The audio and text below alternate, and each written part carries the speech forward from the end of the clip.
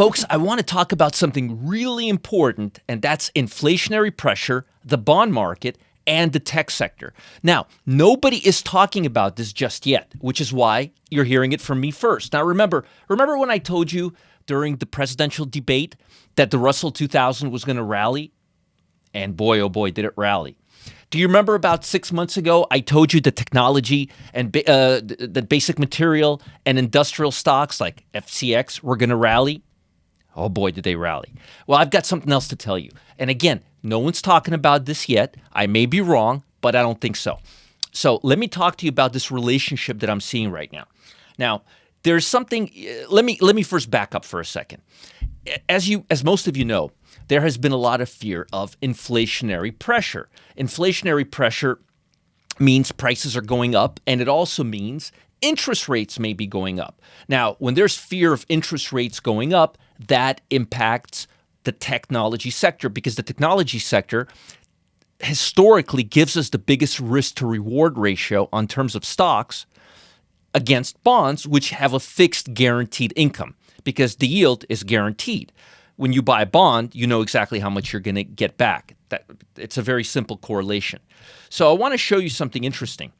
The bond market has been going sideways, and the Fed has been telling us that we're not going to go. We're not. This inflation is transitory, and all of these things.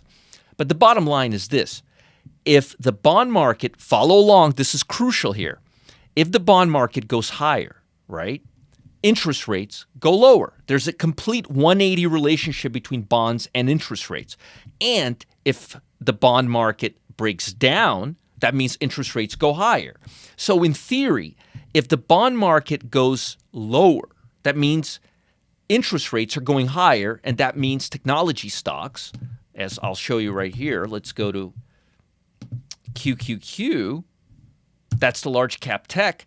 That should be breaking down. And remember a few months ago when, actually it was like 3-4 months ago, when technology stocks started softening up, when they started breaking lower, right around this area here.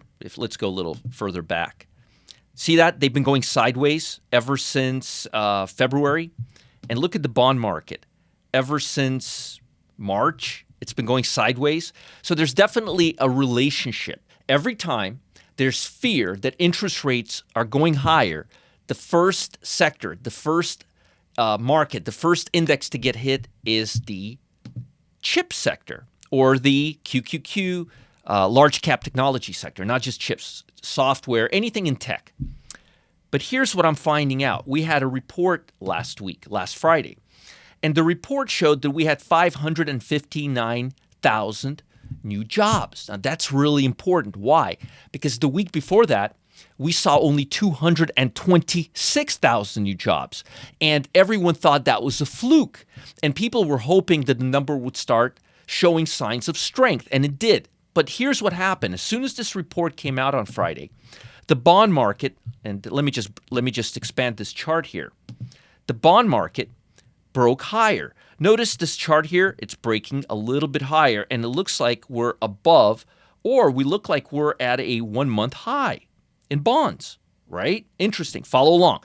Bonds moving higher, interest rates moving lower, economy gaining strength, less fear that we're having this strong inflationary pressure means economy cools off a little bit. Follow along with my logic. 1-month high price on the long bond, and look at this, the highest price in a month on XLK. Lower interest rate, right? Higher bonds, lower interest rate, less pressure on technology. That's a 1-month high on the XLK and as of Friday on the bond.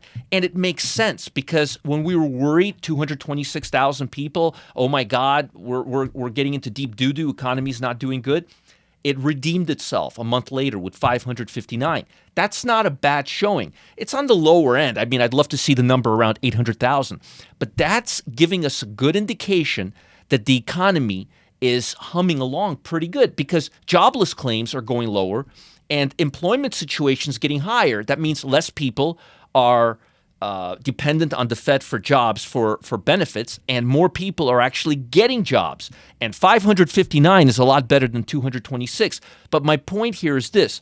I believe this jobs report, I believe this employment report is giving us a strong indication that the economy is in fact humming along and that interest rates might not be going up in the near future, that interest rates may actually be going lower and bonds may be going higher up for another round, which is why they're trading at a 1-month high. The last time we were here, as you could see here, was 5.7. Look at the date right over here when I point to that. See that? Look at that, 5.7 right there. And look at the XLK. Highest price, 5.7. Also, there's a nice little ascending triangle which I'm seeing right now on here as well. And ascending triangles have a tendency to break out to the upside. Now, if what I'm saying is true, and I think it is, there's a good indication we're going to break out higher on the XLK, which will cause the Nasdaq to go higher as well. But most importantly, XLK hasn't really rallied in quite some time. So if you look at the constituents here, let's get specific. You will see there's 78 stocks, but look at the stocks. FANG stocks. Remember those stocks that stopped rallying around February? Well, we may be going up another round on the old FANG stocks like NVIDIA, Microsoft, Apple, PayPal, Adobe, Intel.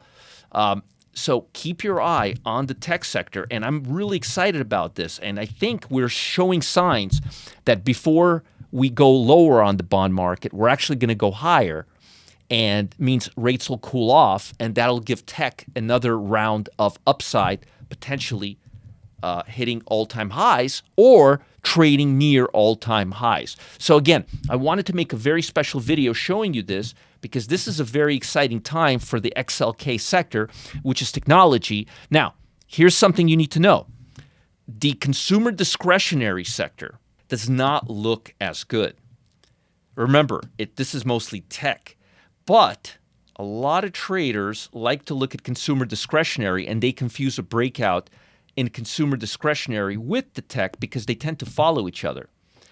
But if you look at the two, which we will in a second, see, tech looks like it could have a nice little breakout here, whereas consumer discretionary doesn't really look all that great. It looks like it's bearing down.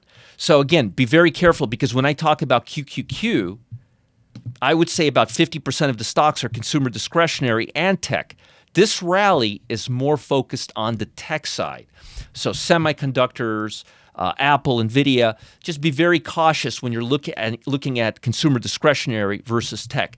But I do believe if the bond market breaks out, if this breakout is sustainable, at least for a few days, we may get a nice run-up or a nice breakout on the XLK and all the constituents that are part of it. So keep your eye on the XLK sector and the relationship between inflation, bond, interest rates, and technology. And I hope that helps. Folks, thanks to legendary trader Tom Busby finally breaking his silence. Everyone now has the chance to grab winning trades and 3-day weekends every week. Tom discovered a way to tune out all the noise in the markets, all of it. And I'm talking about gains like 90% on Riot, 147% on FCX, even 232% on Oracle. Man, can you imagine making 232% on Oracle? It's a little Tuesday morning tip that tells them exactly, precisely, trades Wall Street could be pushing higher. So in other words, it's all of the stocks that could explode within the next 96 hours. 96 hours, that's 4 days, folks. Click on the link below to get in on the strategy that could set you up for the long weekends every single week. This is fantastic, and I want you in on it. You've got to check out the research that Tom is bringing to the table. It's amazing. Make sure to like this video, subscribe to this channel if you're watching on YouTube, stay ahead of the market by being the first to be notified when I post the next video. Have a great day. Bye.